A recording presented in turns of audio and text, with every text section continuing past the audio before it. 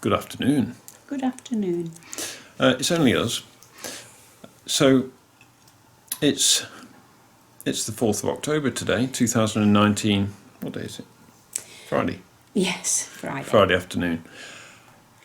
I wanted to record the answer to one of the most frequently asked questions from people on comments on all my previous videos, and that is to do with how I'm progressing with the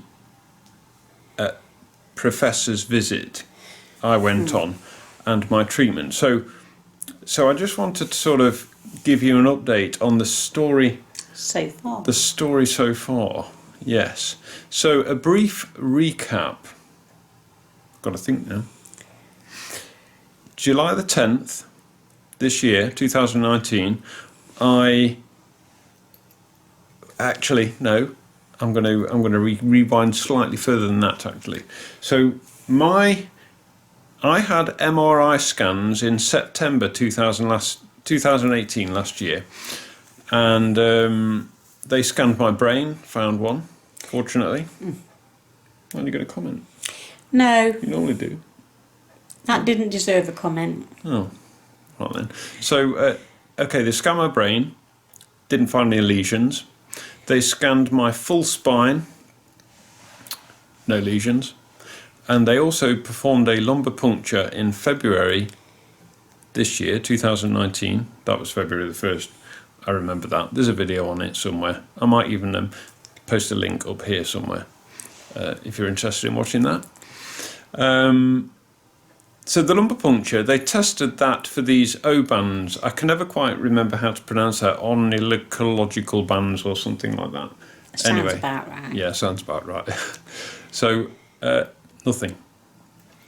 And as far as I know, somebody that has MS, as long I was diagnosed in 2013, and somebody that has MS, as long as I have, should definitely be showing some kind of MS activity in my brain by now.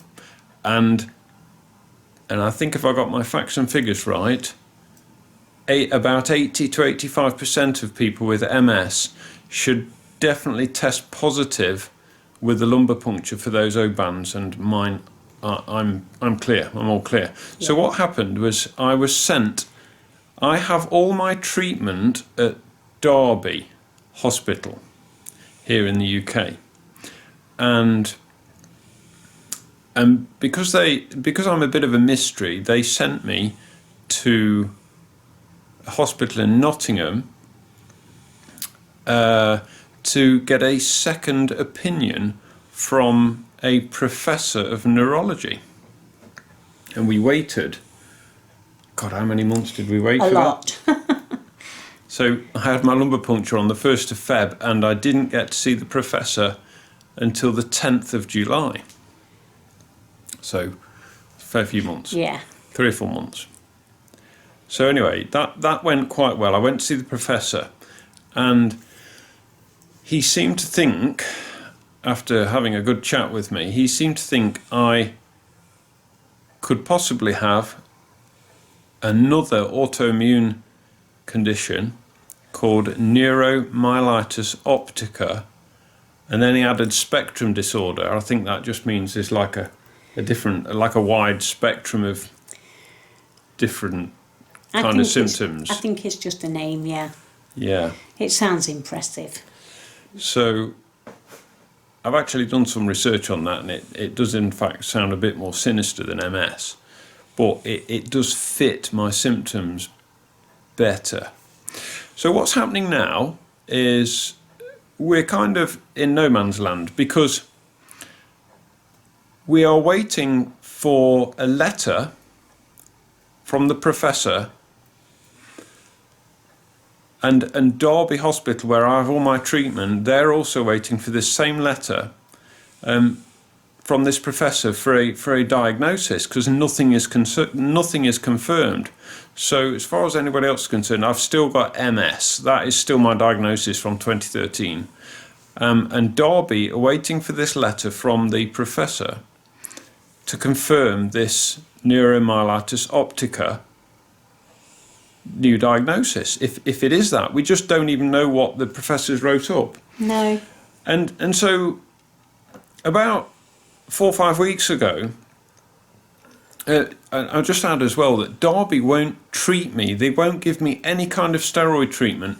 I respond to steroids, okay? And I am I the worst you've ever seen me at the moment? Yes, but they're standing firm, as they say. They will not do anything or think of doing anything till they hear from the professor. Yep. Apparently, if I was treated for MS when it's this Neuromyelitis Optica, the MS treatments, the disease-modifying therapies could actually make it worse. Make me significantly more poorly. But mobility-wise, I'm not sure. I'm just getting worse and worse all the time. Really terrible at the moment. It doesn't seem to mean anything.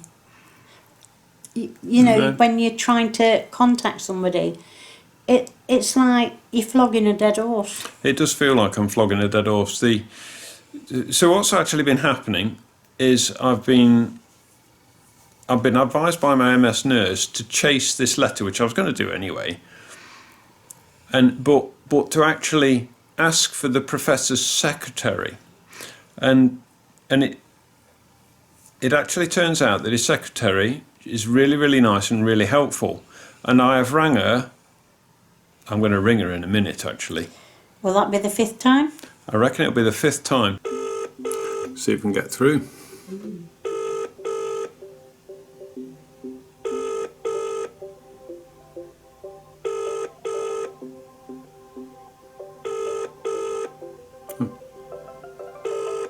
It's not even answering this time. I look back on my emails to my MS nurse, and she recommended I ring her at the beginning of September. And on the 2nd of September, I started to ring this secretary. And each time she's very proactive, and she emails the professor, or she goes and puts something on his in tray, like a letter on his in tray, to try and get his attention. But he's out of the hospital a lot. He was in America for a few weeks. And then he was called away at conferences, and he's rarely there by the sound of it. So that doesn't help you though, does it, darling? No. Okay, so this is attempt number 2 at ringing the hospital. Here goes.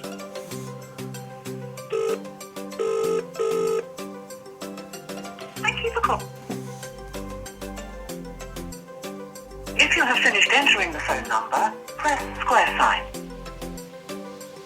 I didn't even do anything. She didn't finish saying the message. No. I'll try again. And this secretary, there's still no sign of this letter. Okay, so Derby won't treat me until they've received this letter, so I'm continually chasing this letter all the time. Thank you for Queen's Medical Centre campus of Nottingham, University Hospitals, NHS Trust. If you know the extension number you require, please dial it now or continue to hold.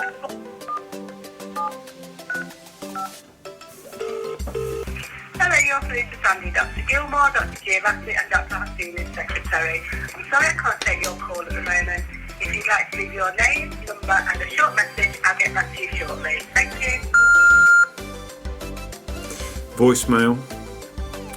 This is just unbelievable. This is what I'm up against all the time. And it turns out that it appears that the dictation, yes, the dictation that the professor records on his little machine has gone missing, or the dictation hasn't uploaded properly to the typists. And then there's like a pool of typists who type these dictations up, and there's just no sign of it. I'm going to try again.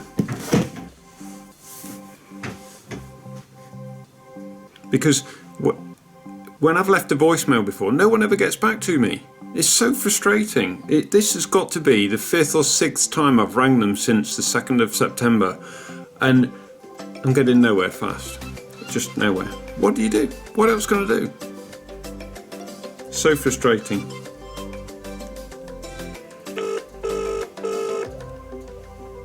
Thank you for calling the Queen's Medical Centre campus of Nottingham, University.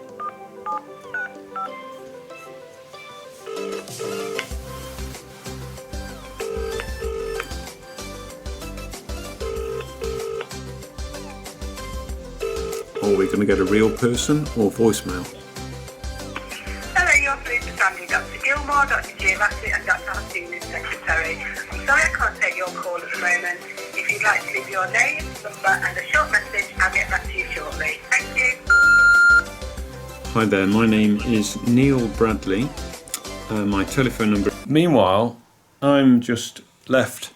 I just feel like I've been left. We have. I can't do any more. I've been on and off. I've been emailing my MS nurse backwards and forwards explaining the situation. I've been on the phone back and forth to the Nottingham hospital trying to chase this letter, and everything is just so slow, it's just ridiculous. I'm going to phone them again in a minute, actually. I've been chasing, I came to see Professor Constantinescu on the 10th of July, and there's been a problem with the dictation and the subsequent letter write-up. And I've been chasing the letter for the last few weeks, and it's becoming very urgent now, because where I have my treatment at Derby, they won't treat me until they receive this letter from the professor. So if somebody could call me back, please. So I was absolutely unsuccessful yet again. I had to record a voicemail. Rarely do I get a chance to, well, sometimes I get a chance to talk to the secretary, but the last time I had to leave a voicemail, nobody ever calls me back. They say we'll call you back within 48 hours, but you never get a call back. And so what will happen, I last spoke to them on the 25th of September, so I give them a few days to try and help solve the problem.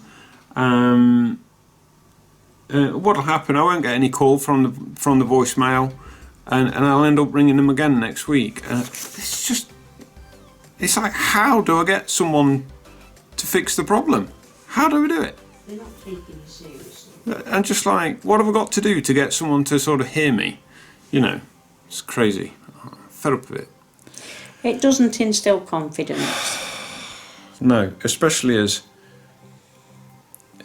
I see myself getting worse almost on a daily basis. It's just ridiculous, and I'm fed up of it. So that is the story so far, and it was easier just to pop a quick video together to answer the question which has been asked by many of you guys. Is there anything you'd like to add, my dear? No, not really. No? No, what can you add to that? No. We'll just keep waiting. So as soon as we know any more, I'll let you know. Update. I have just had a telephone call. What time's it? Oh, I've just had a telephone call. It's 7 minutes past 2, and I rang the Queen's Medical Centre Hospital in Nottingham probably about an hour ago, and a lady's just rang me back. She says it was about the letter and the message I left. She says the letter is being typed up now, and it should be with me by the middle of next week. Result, yes. Thanks for all your support, guys. Thank you. Really appreciate it. And bye-bye for now. Bye. Bye-bye.